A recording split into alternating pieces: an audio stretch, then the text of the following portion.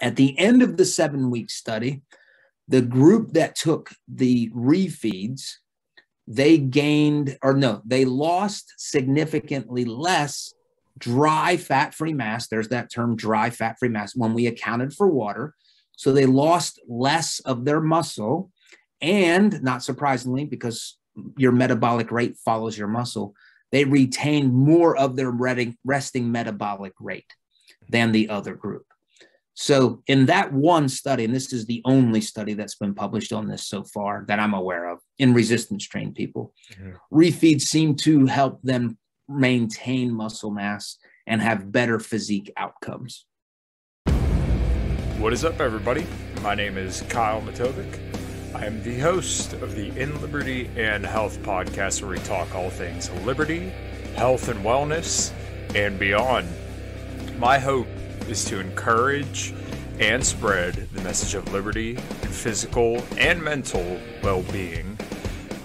I hope you enjoy all the topics we talk about with our guests. We're on all major streaming platforms, so please sit back, relax, and enjoy. Man, I'm doing as good as anyone can do getting buried by his 13-year-old son on leg day. I'm not going to apologize for not being on this podcast because I got to go see Metallica. So if that's a problem, kiss my ass. Okay? All right.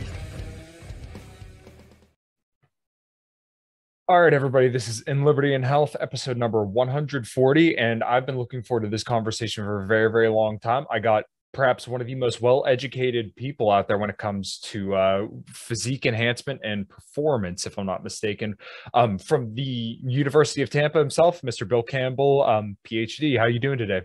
Doing good. How are you? I'm fantastic. I know we had a little bit of a blunders before getting on here, but I'm very, very excited for the conversation. So I guess first things first, give my audience a brief introduction of who you are and what you do. All right. So I'm a professor of exercise science at the University of South Florida, which is located in Tampa.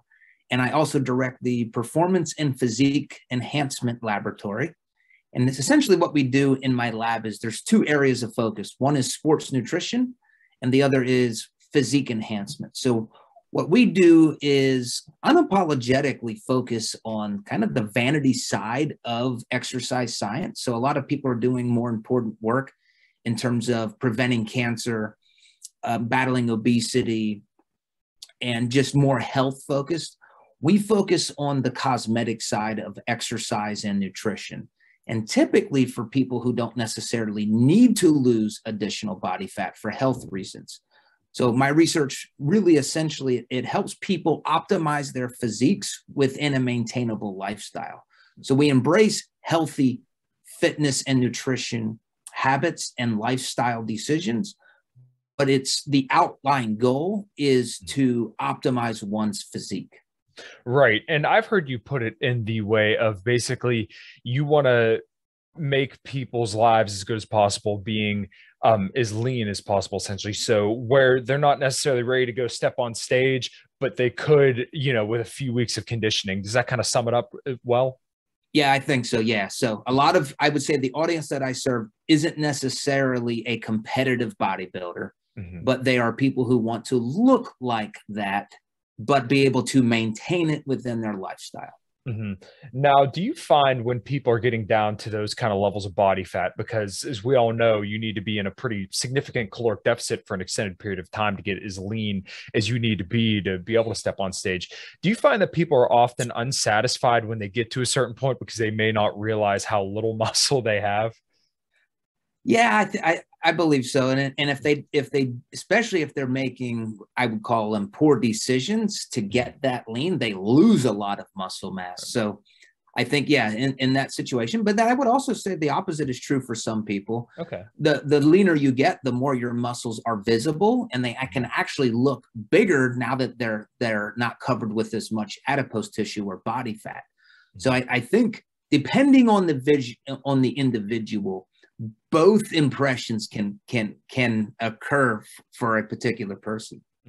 One of the reasons I asked, because at one point I'm about 6 feet tall and I got down to about 179 pounds, and at my heaviest I was 250. So right now I normally float around 185. And I remember when I got down to that lean, I was like, wow, I'm like small. So then, I started taking my training a little bit more seriously. I did a carnivore diet for about 2.5 years. And I'm kind of curious your thoughts on that, but we can get to that in a second. And I kind of realized that essentially for me to maintain my weight, I'm at about 2,700 to like 2,850 calories a day. I work a pretty active job and, I've been working out consistently for quite a while. I really found out that doing a carnivore diet, I really wasn't feeding myself enough. And looking back at those 2.5 years, I thought I was gaining all this muscle, but really I was just losing a bunch of weight. And I probably did lose a lot of muscle because I was in such a steep deficit for so long. So that seems kind of to have been what you were getting at there a second ago, is just people go on crash diets, which I do think a carnivore diet essentially is. Same deal with a lot of people who do a keto diet. They do these crash diets and they lose a bunch of weight, but then they tend to gain it all back. Yeah, that's right. If it is indeed a crash diet, there's a very good chance, a high likelihood that they're going to lose lean mass. Mm-hmm. And then the other thing, and we just went over this in my graduate class. I teach a class called The Science of Physique Enhancement, and we actually studied crash diets. And one of the theories about them is it induces a condition or a state known as hyperphagia, which is like an uncontrollable desire to eat. It's like ravenous hunger. And in the research where that's been observed in a few times, and again, these are pretty extreme studies where there's basically starvation studies. Not only is there a lot of muscle mass loss, but metabolic rates are very suppressed. But then you have this, what you're creating is a hyperphagic response. And that typically happens when your diet is over, when you go back to eating normal amounts of food, and you get this uncontrollable desire to eat. And that results in a lot and significant weight gain. And it results in a situation known as fat overshoot, where you keep eating and eating and eating, and you keep gaining weight until you gain back the lean mass that you lost during your crash diet. But in the process of just getting back to your baseline level of lean mass, you've put on significantly more body fat than what you had before you started the diet to begin with. So there's a lot of harms physiologically with crash dieting or extreme approaches to losing body fat. One podcast I heard you on, you had detailed out that you were doing a study trying to kind of push the envelope when it comes to losing weight. So as far as my understanding goes, you should never try to lose more than like 1 to 2% of total body weight per week. And I think you said that in your lab, you did a study where you really pushed the envelope to see how far you could go with that while still maintaining as much lean mass as possible. Do you mind kind of detailing out that study for the audience? Yeah. And we typically like to limit the current rate of weight loss to about 1% per week. So if you're 200 pounds, that's 2 pounds per week. Mm-hmm. If you're 150 pounds, that's like 6 pounds per month. And what we learned from the research is when you go above that rate of weight loss, more of that body weight is coming from lean mass and not as much from body fat. Mm-hmm. So my lab did, and again, I'm very cautious. I'm kind of like anti-crash dieting, take your time. But we did test that. What we did was, for a 2-week period, we put subjects on a very aggressive, I don't know if I would call it a severe, but a very aggressive caloric deficit. It was approximately 40% of a caloric deficit for 2 weeks. And we did everything we could to maintain the subject's muscle mass and their metabolic rate. And when I say everything, we had them resistance train. We supervised their resistance training. We also had them eat a really high protein diet, about 2.2 grams per kg or 1 gram per pound of body weight. And surprisingly to me, at the end of the 2-week rapid fat loss strategy, they lost a significant amount of body fat, and they actually were able to maintain their dry fat-free mass. And when I say dry, we accounted for the body water that they lost, because that can be incorrectly affiliated with lean mass. Mm-hmm. So when you accounted for the water that they lost, which everybody's going to lose water when you lose body weight initially, because you reduce your carbohydrate stores in your muscles and liver, and by default, you're losing water with that process.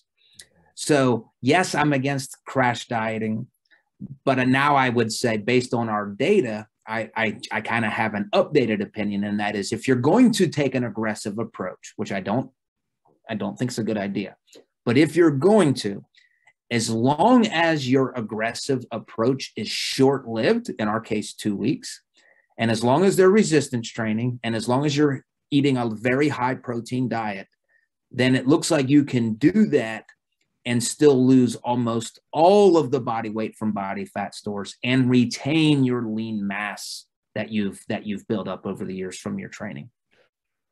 What's going on, guys? We're going to take a quick break from the show to tell you about these show sponsors and the way that you can support me and this podcast. I'm sponsored by Axe and Sledge. Won't really focus in here, but right here in my hand, I have their The Grind, which is essential amino acids and hydration. Feel free to check it out. This is your mom's sweet peach. They have some awesome flavors and awesome names. They also have multivitamins, fat burners, creatine, beta-alanine, all sorts of different supplements to help you get all jacked and tan and help you become a person more full of liberty and health, as this show is about. So if you want to support me and support this podcast, then feel free to go to axandsledge.com and check out all their great supplements there and use code Matovcik10. That's MATOVCIK10 at checkout for a little discount and to let them know I sent you their way. All right, everybody. Thanks. Now back on to the show. Right. Wow. Yeah. Well, that's really, really interesting because for a long time there, I was really hooked on the idea of, okay, well, you want to get weight off as quick as possible because that's, just what's sexy. It sells to people. But then I became more of the mind of, hey, you should probably try to lose weight as slow as possible. But then the problem with that is if you go too slow, then, life happens and you may have, a weekend where you still are in a deficit, but there's still some mental fatigue that comes with that, which can ultimately affect you getting on your way to your goals. One thing that I was also kind of curious about that you hear a lot of people talk about, and this is kind of like the dream, right? Body recomposition. What kind of studies and what kind of populations do you generally see body recomposition happening in? And if you don't mind, kind of lay out your best understanding of body recomposition. Yeah, so let's define what that is. Body recomposition, the way it's typically defined, is a loss of body fat and a simultaneous gain in lean mass, or I'm just going to say muscle mass, even though technically it's lean body mass or fat-free mass. So you're losing body fat and gaining muscle. So first of all, can that happen? We used to think, and it used to be stated a lot, that can't happen. It's impossible. You can't lose fat and gain muscle at the same time. Well, that's not true. It is possible. We have multiple studies that have been published, some from my own lab, that reported, yep, you lose muscle and you can gain muscle mass. Now, I follow that up with this caveat. Is that the expected outcome of a diet? The answer is no. And again, this is always in the context of dieting. You don't lose body fat unless you have an energy deficit. And usually most people are going to diet to induce that energy deficit. Mm-hmm. So should you, when you go on a diet, reduce your food intake? Should you expect to lose body fat? Yes. Should you expect to gain lean mass? No. Is it possible? Yes. It's happened. It's been documented many times, but it's still the exception. Mm-hmm. So now we ask, okay, what are the behaviors? What are the strategies that are used when it is observed? And there's the three things that are almost always present is a modest caloric deficit. So again, not an extreme, not a crash dieting approach to losing body weight, high protein intake, and resistance exercise. Then we look at, okay, the people that are doing that, do we mostly see it in trained people, experienced people, new people?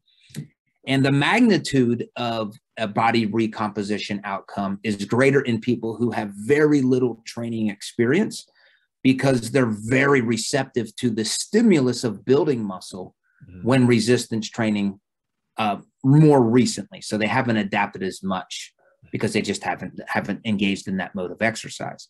So people that are new to training who go on a diet are much more likely to have a body recomposition outcome. Now, people like myself that have been training for many years, people that have been training for decades, they are less likely to experience body recomposition, but it can happen. And one other thing that a lot of people don't appreciate is if you have previously in your life had larger amounts of muscle mass, and then you've stopped training for a long time, your body can put back on lean mass that it previously had much easier than what it took to build it the first time. So in a lot of these studies, I believe, there's one in police officers that I'm thinking of right now, it's more likely that you're regaining previously built muscle mass that you just lost over time. Mm-hmm. And again, I don't want to get into the details, but there's a mechanism that describes this. And I would say it's theoretical. It's called the myonuclear domain theory. Mm-hmm. And that just basically says if you have enough satellite cells in your muscles, they remain. And even if you have a latent period of time you're not training, your muscles still have this elevated quantity or density of myonuclear fibers, and that allows you to gain muscle mass quicker than originally building it the first time. Okay. Yeah, that's really, really interesting. And it's been something that I've personally tried to kind of step towards. Do you think basically to set up a general guideline for somebody with the desired outcome of body recomposition, you would kind of have to say, okay, well, I'm going to have this extended period of time when we're only going to have, like, let's say maybe like a 200 to 300 calorie deficit, maybe do some cardio and try to push the food as much as possible without going too high or too low. Like, what do you think what some of the parameters would be to set up a good body recomposition routine? Yeah. And it's funny. I don't know if I've ever been asked about a body composition routine, but I would say it's how I would set up any fat loss diet. It wouldn't change. I guess if I wanted to make more money, I'd probably call it the body recomp diet. Yeah. But it's going to be that's not true. If it were specifically geared towards body recomposition, here's the change I would do that I wouldn't normally do. I would make the caloric deficit a little more modest. Okay. So instead of reducing calories by 25%, I'd probably do 10 or 15%. So that's there. I'm glad you asked that. I think I just learned something about my own philosophy tonight. But what would be the same as high protein? I typically like to get people, if they can handle it, 1 gram per pound of body weight. I like them to have resistance training that's focused on intensity, meaning that you're taking every set to near failure. And you also focus on as money in a lifestyle, like try to get enough sleep, try not to have a lot of anxiety or stress in your life. Right. Interesting. One thing I've also heard you talk about a lot, and this seems to be such like a big gray area for a lot of people, is cardio. You'll have some people tell you if you go out for one run, then you're going to lose 20 pounds of muscle on that run, right? And obviously I'm being a little hyperbolic. And then it seems like some people say you should just do all the cardio you possibly can.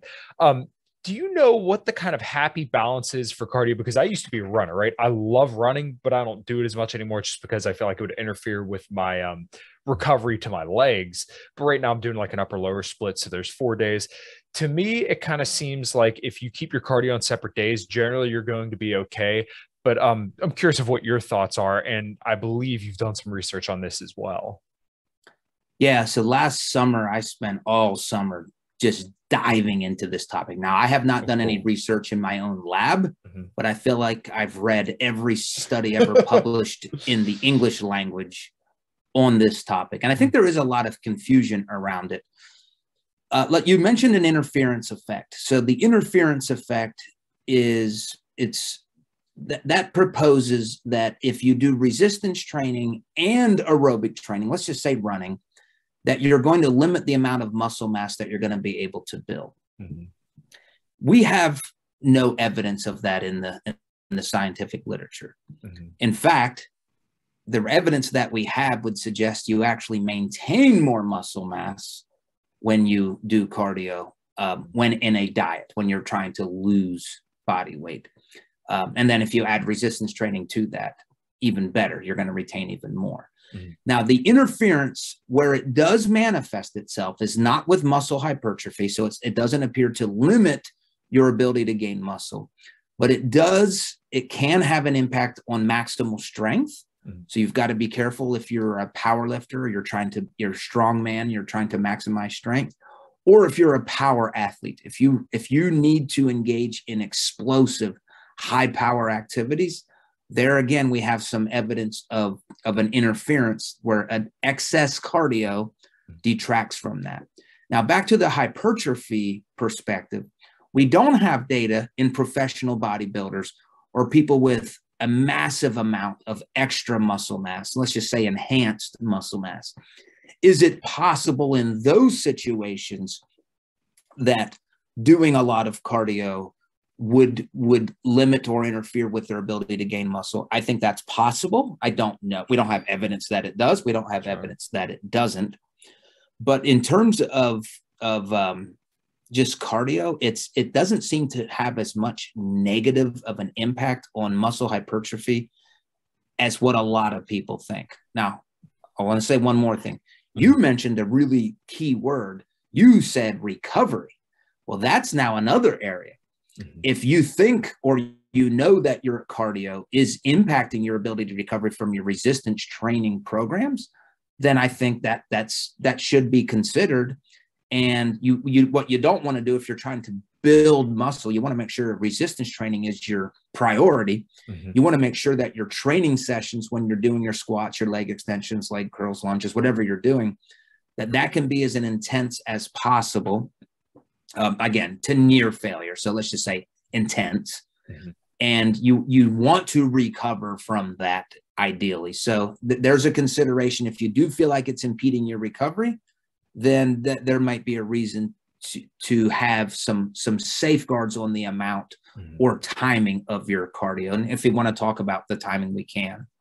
Okay, yeah. So I'm really interested in more practical takeaways. And no, I'm sorry, that sounds like none of that was practical. All of it was very practical. But like, from what I understand and from what I'm kind of collecting is that you want to kind of limit as much. So like I've heard that you should try to limit your cardio bouts to like less than a half hour per session, because after that, it may be a little bit too much. And this is just from what I've read in some different articles. I'm not sure if you might have a little bit more information when it comes down to like specific, like at a certain point, if it starts to become more harmful. Yeah. So let's assume that there is, for whatever reason, there is justifiable reason to limit cardio. Okay. So let's make that our premise. What you want to do is do your cardio on a different day than your resistance exercise. Separate it. So if you're doing leg training on Monday, Wednesday, Friday, then do your cardio Tuesday, Thursday, Saturday. Okay. So there's one thing. If you can't do that, if the cardio and resistance training needs to be done in the same day, then ideally you separate them by at least 2 hours and ideally 6.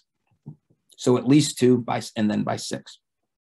If you can't do that, if they have to be done consecutively, then you want to prioritize resistance training first, and then you do cardiovascular, your cardio, your aerobic exercise after. So there's kind of the hierarchy. Different days, separated by as much time as possible, if in the same day. And then finally, resistance exercise first, cardio second. Interesting. Okay. And you mentioned you wanted to kind of hit on timing, or do you feel like you kind of wrapped that up? No, I think the timing was exactly that. Separate by days if you can. And if not, give it at least 2 hours. But there's one study that said 6 was ideal. Okay. And then finally, the other one was just the sequence, what you're going to do first. Now, everything we've been discussing so far was focused on muscle, like muscle hypertrophy. And again, just to restate, if you're doing cardio, there's not evidence to suggest that you're hurting your ability to gain muscle when resistance training. If you are a strength athlete, there potentially is some concern, or if you're a power athlete. There's a whole other realm that's in my world of fat loss. What are the effects of concurrent training or adding cardio to your resistance training program to induce fat loss? And when you look at it from that perspective, it's powerful. It is a caloric deficit and cardio are the two most powerful activities you can do to burn body fat. Resistance training also burns body fat. But cardio is, I always think of cardio as you have your resistance training. That's your base. That's your heartbeat of your training life. You're never going to deviate from that. If you're in periods of life where you want to lose body fat, I suggest lowering your calories as your first emphasis. And then as needed, you add in additional cardio to that caloric deficit and to your resistance training. And that combination maximizes fat loss. I mean, and then you can talk about adding in dietary supplements to that if you want, but that's a powerful, and that's how, again, when you look at these bodybuilders, that's how they're getting into that shape. There's very few bodybuilders that aren't doing a lot of cardio towards the end of their prep to get as lean as what we see them. Interesting. So yeah, I guess we could go down the supplement rabbit hole. So I'm curious about fat burners, and I think most people are too. It seems like there's a lot of, once again, kind of white noise surrounding fat burners, because you have some people saying that they don't work at all, and then you have some people saying like, oh, this is the greatest thing in the world. So I guess let's kind of go down all the different kinds of fat burners. And the first one that comes to mind, and probably to everybody's mind, would be caffeine. And then you could just kind of take it from there. Caffeine is the fat burner. I mean, whenever there's a fat burning supplement, if it's effective, it's because it has caffeine. And if they don't have caffeine, I would tend to predict that it's probably worthless. So caffeine is really the active ingredient in pretty much any marketed fat loss supplement.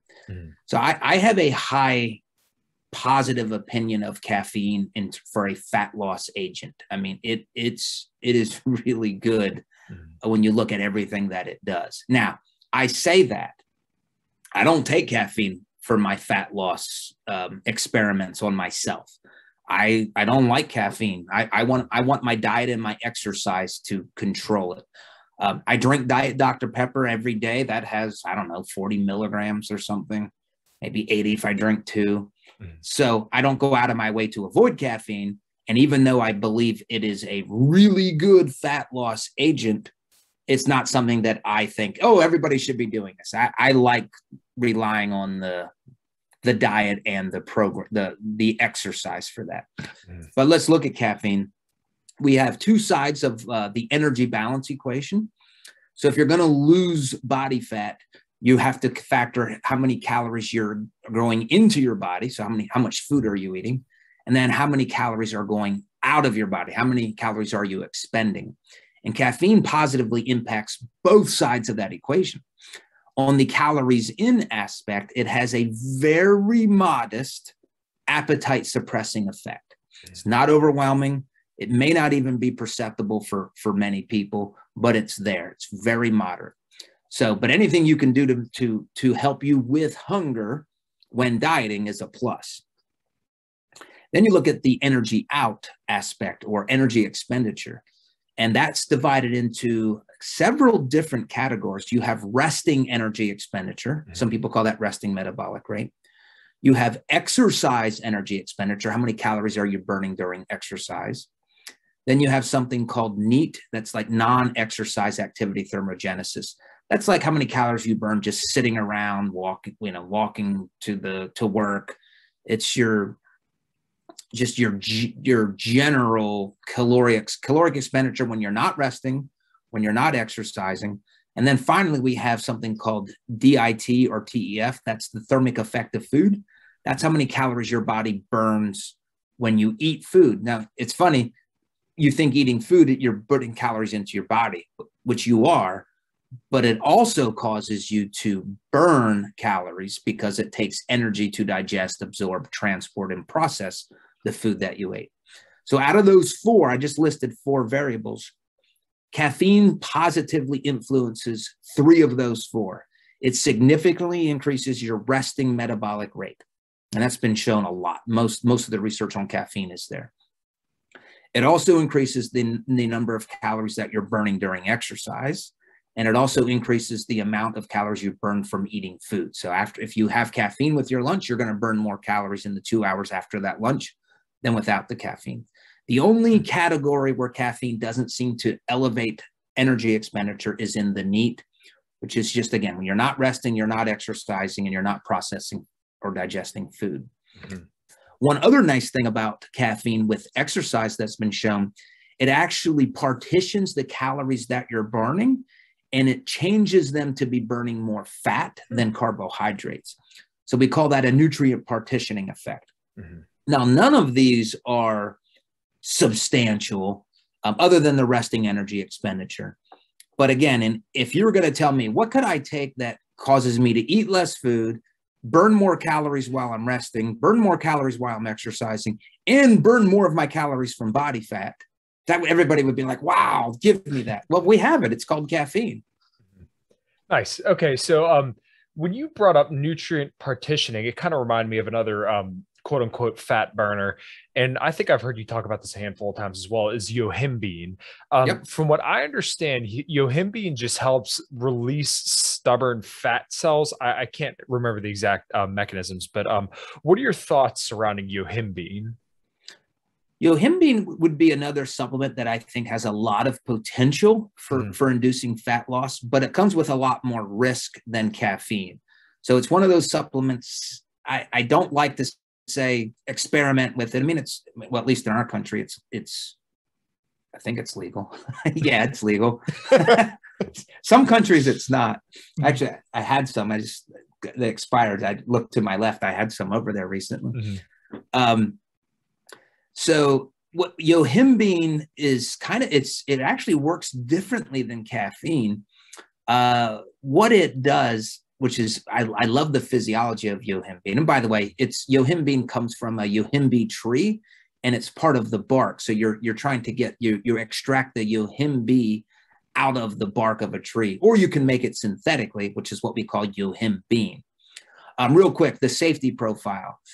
If anybody has a lot of anxiety or depression, yohimbine can elevate that. So anybody who has natural higher levels of anxiety, it's not something they want to take because it can really induce that aspect of anxiety.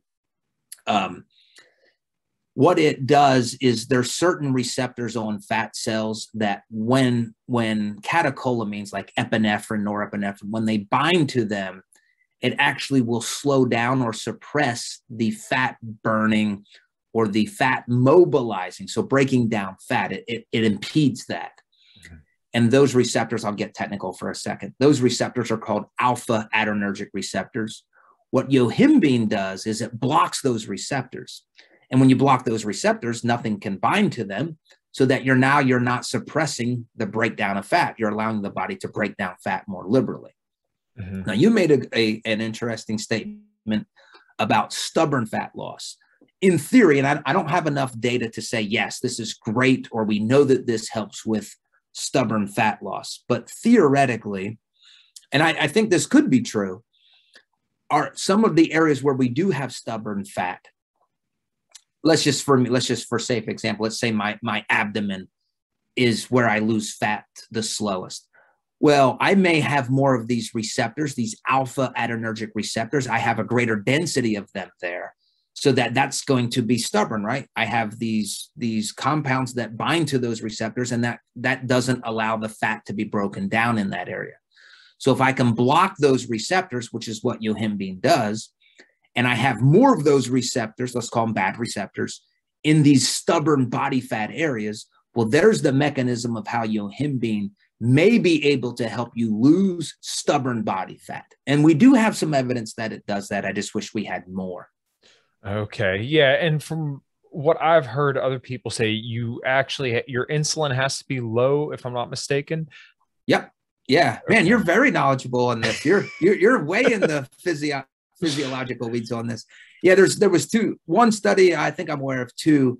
If you took yohimbine with a meal or with carbs, it was not effective at all. So in both of those situations, insulin levels were elevated. Mm-hmm. So yeah, this actually makes it probably more of a fasted exercise type of supplement, and one that you don't take with meals. So this is one that you would take fasting. Okay. And there's also evidence maybe, let me just say practically take it more in the morning, not so much at night. So it has a tendency to keep you up at night as well. Okay, well, you know what, that would actually explain why I was having poor sleep a couple weeks ago. I was taking 3 Yohimbine in the morning and 3 in the afternoon before I'd go train, and then yeah, usually actually the last couple weeks I've been having a little bit of a rough night's sleep. Now I don't have any Yohimbine now, but yeah, I've noticed my sleep has gotten progressively better since I stopped taking it. So I guess do you remember how much Yohimbine you were taking with like your morning dose and then your afternoon dose? They were 3 smaller pills. It's from MTS Nutrition. I couldn't tell you the exact dosage off the top of my head. Okay. MTS. I think that's the red and black. Is that Yeah. Yeah. I think I had some of them as well. So I think those are either 2.5 or 5 milligram tablets. So you were taking 3 if you're, yeah, probably about 7.5 to 15 milligrams. And real quick too, just because I like to get data from people. Mm-hmm. Could you feel anything, or you didn't really feel like anything? It didn't have much of an impact on you. As far as I know, no, I didn't really feel anything different. I heard some people have issues with like, it may make them feel a little bit sick or nauseous. I think I did hear somebody say that if you don't feel sick or nauseous from somebody's Yohimbine, that probably means it's not working. But no, I really didn't feel anything too much different. But I was trying to finish up the last little bit of a cut that I was in. And yeah, I was kind of abusing that a little bit because I think 6 tablets a day for about 185 right now. That was probably a little bit much, but like I said, I'm all out of it now. And I think I'm probably just going to do it in the morning rather than at night. Now you mentioned that. So what about, I think it's L-carnitine is another one that's oftentimes marketed as a fat burner. What are your thoughts surrounding that? I'll have 2 thoughts that I'll share. So the research on carnitine, at least the research that I've read, I'm not optimistic that it's an effective fat loss burner. Now, physiologically, what carnitine does, it helps shuttle fat into the mitochondria, and that's the part of our muscle cells that burn fat for energy. So you have to have carnitine to get fatty acids, like the fat remnants, into the muscle or into the mitochondria to burn it. Now, in conversations that I've had with elite physique coaches, what they have told me is if you, and when I say the research that I've read, it doesn't seem that effective. Those were all taken orally. So people taking pills doesn't seem to be effective. Physique coaches have told me if you inject it, there's a much better outcome for fat loss. Now, I don't have any research on that. I've talked to a few mainly bikini competitors who have suggested, yes, it's much better if it's injected. I don't know if that's true, but I have had coaches to tell me that, and I've had physique athletes tell me that. Now that's anecdotal. I tend not to base a lot anecdotally, but at the same time, I'd love to do a study on that, but I don't know how many people in my world are going to want to inject themselves with carnitine. Right. So one study that you had mentioned you did also was suggesting that I think it was women increase their protein intake to help lose their weight or to help lose weight. When I talk to people about health and fitness and people ask me for like weight loss advice, I always feel like people expect this whole litany of recommendations and like demands that I ask of, or that they think I'm going to ask of them. Do you kind of get the same thing when people ask you about fat loss advice? Yeah, I think everybody likes to make it more complicated because I think complicated presumes expertise when I think the opposite is true. Okay. Well, that's actually a really interesting perspective there. So you did this study, I believe. You just had women increase their protein intake because you were curious to see what would happen with their weight loss, because the physiology of protein, it's very difficult for the calories from protein to get to fat. Do you want to lay out that study and kind of elaborate on how that actually concluded? Because I don't believe I ever heard the conclusion. Well, we haven't published that study yet. Oh, I'm sorry. No, that's all right. I can tell you about the design. I've talked about the design, but Sure. No, I'm just saying there's a reason why you haven't heard the conclusion, because I'm still working on that. So we did this study. We started it over COVID and we just finished it. I guess probably just about a year ago. Mm-hmm. And what we did, we had 3 groups of non-resistance trained females. So females who were not lifting weights. And this was not a diet study. This was a study to just ask the question, what if you increase your protein, if you do nothing else, what happens to your physique? Because we have other research in sedentary, overweight females where if they just increase protein, they lose body fat. In my lab, we published another study in 2018 where we had resistance trained females increase protein. They also lost body fat. So now we wanted to ask, okay, they're not resistance trained, but they're not also going to be sedentary. They're going to be starting training. And we had two groups. One group, we said, we want you to track your macros. You're going to track every gram of protein that goes into your body for 8 weeks. And we gave them a goal. We had them eat a gram per pound, or 2.2 grams per kg, which is a lot of protein, especially for people who aren't used to eating that much protein. We also said, all right, we know that not everybody's going to be able to do that. Or what if we're working with a client who's not a bodybuilder, who's not used to high protein? What if we took an intuitive approach where we said, we don't want you to track anything, just simply increase your protein. And the way that we did that was we told them, we want you to double your current amount of protein. And we had them list all of the foods that they ate. And then we gave them a nutrition coach, and they helped them identify the foods that were high in protein, because these subjects probably didn't know this. So typically, let's say they had 2 eggs for breakfast. We said, okay, you're going to eat 4 eggs for breakfast. If you have fish once per week, well, now you're going to have fish twice per week. If you have a chicken breast on your salad, get double chicken breast. So that's how we approached this. And that's also a much, it's easier to do that than to track, because tracking your macros, that's a skill. You have to learn that. It's right. A lot more time consuming. It's a lot more obsessive, so to speak. So we did that. And the data that we did report was the group that we gave them a goal. I mean, everybody started, we also had a control group where they just didn't change anything about their protein. Everybody started at about 1.1 grams per kg. The tracking group went to about 2 grams per kg, so just a little bit less than what we wanted. And the intuitive group, they increased it to, I think it was 1.4 grams per kg. So even though we wanted them to get really high, naturally, without tracking anything, they weren't able to do that. And then hopefully, if I can come back on maybe next year, I can give you the results of the study in terms of what happened to their body composition. Okay, so that's actually really interesting that you kind of laid out the timeline of this. So this might seem a little bit irrelevant, but I think it goes to a bigger point that I don't think a lot of people understand when it comes to science. And look, I'm just a dumb old mechanic that likes to lift heavy stuff. So you laid out that this study started in 2020, if I'm not mistaken, right?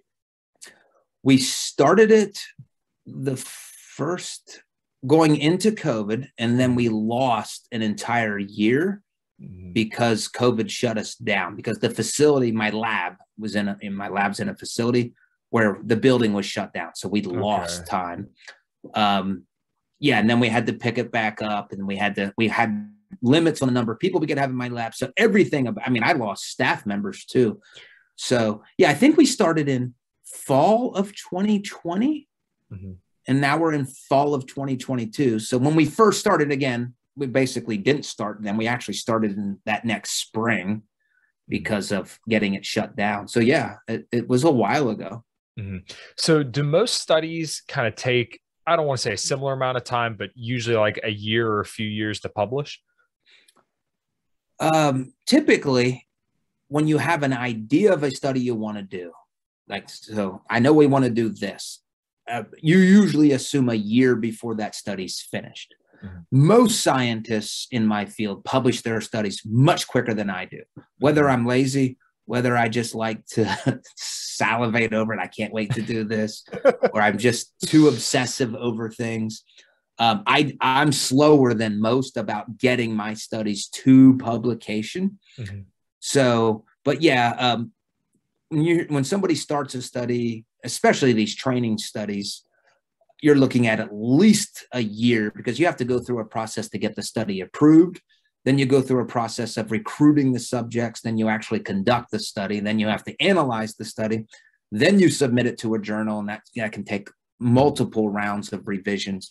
So it takes a while. But in full transparency, I'm slower than most about getting my studies to publication. Mm-hmm. Yeah, well, yeah, that's perfectly fair. I just think when it comes to reading research, and especially over the last couple of years, I think a lot of people don't understand the struggle of, you know, how that all pans out. They think that you could just go grab a bunch of random people and then, you know, you're off to the races. And like I said, I'm just a dumb mechanic at lift weights.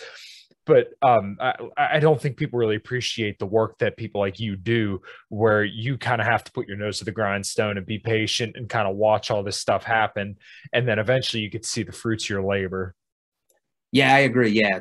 We call them armchair scientists. There's a lot of second guessing. Why didn't you do this? And there's always better things. There's always limitations. Mm-hmm. But one thing I'm very proud of my team. The studies we do are very practical. We essentially do studies that physique coaches want to know. And in some cases, they already know the answer, but I'm just validating it. Is what they're doing, like giving females more protein, and then we report that they gain muscle. Well, no kidding.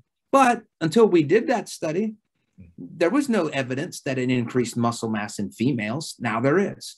Mm-hmm. Interesting. So one other thing I wanted to hit on, and I know you're on a little bit of a time limit, so I don't want to keep you too much longer, but refeeds. This is something that I've never really quite been clear on. So when it comes to like refeeds, if you're doing a refeed from like a caloric deficit and you're just doing it one day, would you still kind of keep your calories within a range that would keep you in a deficit for a week? Or is this supposed to kind of bump you up to maintenance for the week, let's say, and then the rest of the week you spend at a deficit? I know that's kind of a weird way to tease that out, but kind of elaborate on diet refeeds and some of the research you've done there. So we'll define a refeed. A refeed is a part of a larger philosophy or a larger category called nonlinear dieting. Mm-hmm. So to define nonlinear dieting, let's define linear dieting. Linear dieting is where you go on a diet and you're perpetually on a diet. You're day after day, week after week, month after month, you're in a caloric deficit, which is how most people approach dieting. Right. Diet refeeds basically interrupt your diet. Typically, a refeed is 1 or 2 consecutive days of increasing your calories back to maintenance so that you're getting a break from your diet. And it's very similar to another format called diet breaks, which also they force you to take a break from your diet instead of a day or two. That's usually 1 or 2 weeks of a break in your diet in that case. So think of refeeds as days, think of diet breaks as weeks. Now, the research on these is sometimes positive, never harmful. And there is a key component. When they are positive, the calories need to be increased when you're taking your refeed day back to maintenance. It's not a refeed or it's not a diet break if people are still in a deficit. And a lot of people struggle with that because they're like, well, I don't want to gain weight. Well, in theory, you can't because you're only going back to your maintenance calories. So you really can't. And in fact, there's no research that I'm aware of that has shown a refeed study or a diet break study that results in weight gain. It doesn't happen. So my lab did a refeed study in resistance trained males and females. The way that we did it was we had one group of our subjects diet for 7 straight weeks. We could say 49 days while they were resistance training, while having a high protein diet. Our other group, the refeed group, they also dieted for 7 weeks. But what they did was every weekend, they increased their calories. So they did not diet on the weekends. They increased their calories, all in the form of carbs. So we wanted to really push carbs on the weekends, and we can talk about why. But what this meant, because we have to equalize the diets between the two groups. So that meant that the refeed group had to diet more strictly. They had to reduce their calories more Monday through Friday. So that's what they did, a 35% caloric deficit during the week, and then 100% of their calories on Saturday and Sunday. What's up, everybody? We're going to take a quick break and tell you about the show's sponsors. We are brought to you by LMNT electrolytes. I've been using this stuff for years, and what I've honestly found is that if I didn't have electrolytes before some kind of cardio, and sometimes even before workouts, that my workout performance, or and definitely cardio performance, would suffer greatly. Sodium is responsible for every single movement pretty much in your entire body, and let's say you drink a lot of caffeine like I like to do, then maybe it is a good idea, like I do every single morning, put some LMNT chocolate electrolytes there in your coffee to get a little bit more sodium, potassium, and magnesium in your coffee, so that way whatever diuretic effect you get from the caffeine is pretty much diluted by the fact that you put chocolate salt in it. Also, it tastes really, really good. Get some chocolate cream or hazelnut cream or even coconut, and mix that all up. It tastes really, really good. So yeah, make sure you drop by, go to drinklmnt.com/inlibertyandhealth and pick you up some electrolytes today. All right, guys, thanks. At the end of the 7-week study, the group that took the refeeds, they lost significantly less dry fat-free mass. There's that term, dry fat-free mass, when we accounted for water.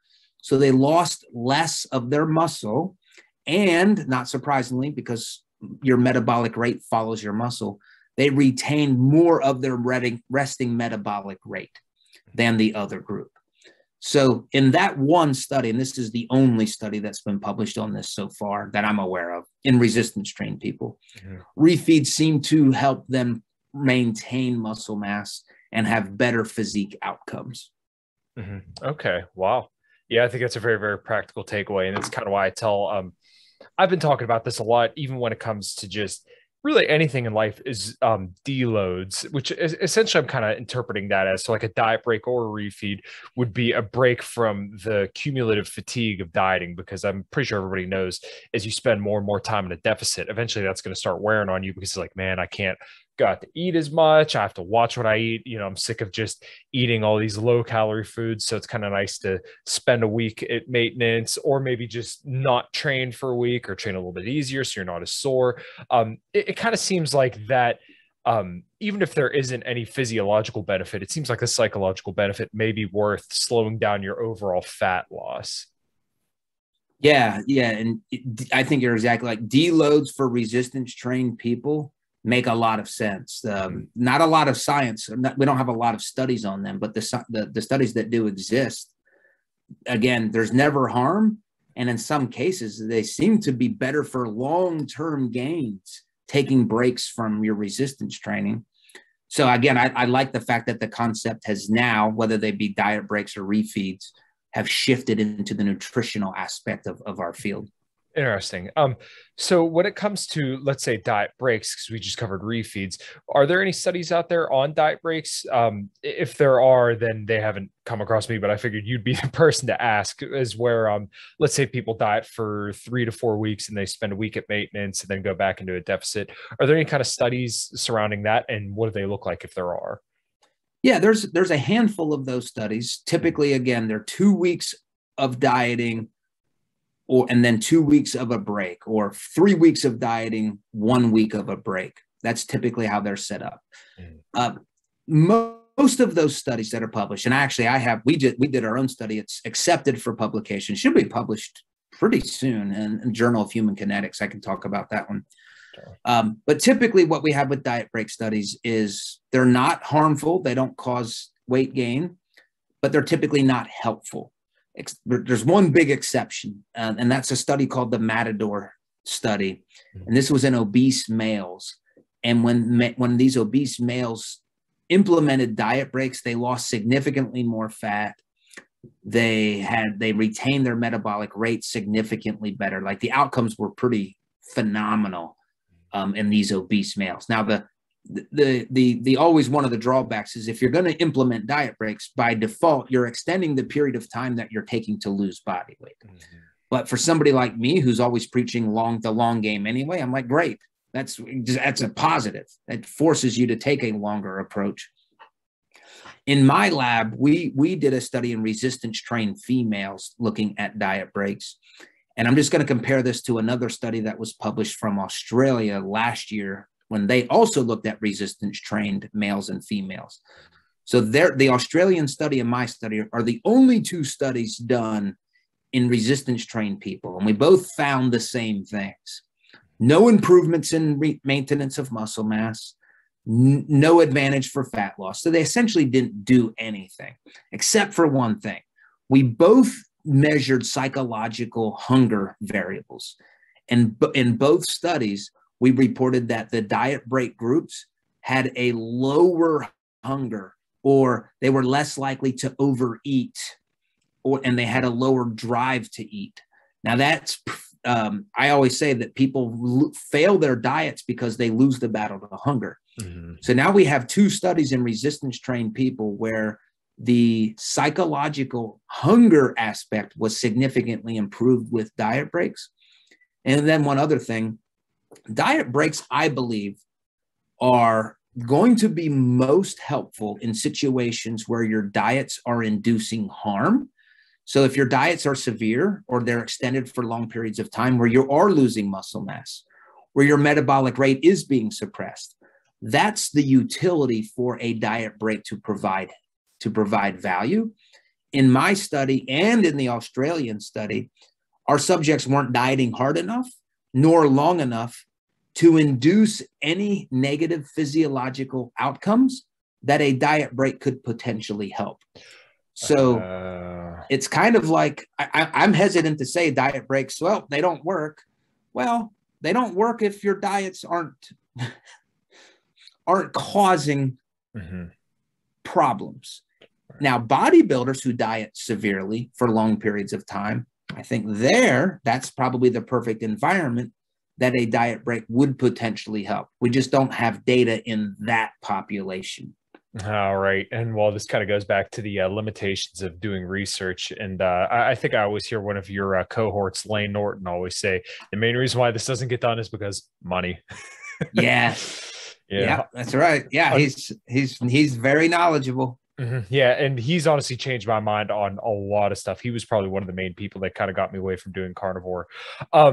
I know you're on a little bit of a tight time schedule. Bill, what is going on next for you, and what are you excited about kind of going forward?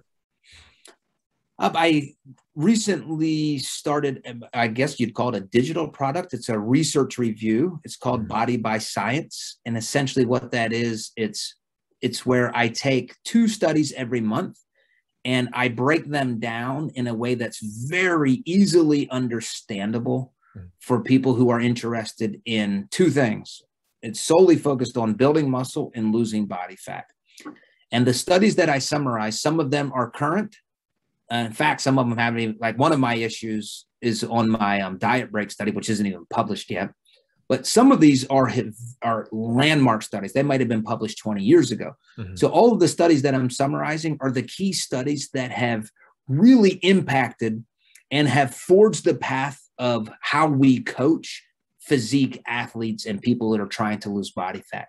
So it's like the best studies that have brought us to our current knowledge base of optimal physique science. So the best strategies to lose fat and to gain muscle. In fact, there's one on detraining, and I'll send it to you. I don't remember what issue it was, but it was a really good study on detraining.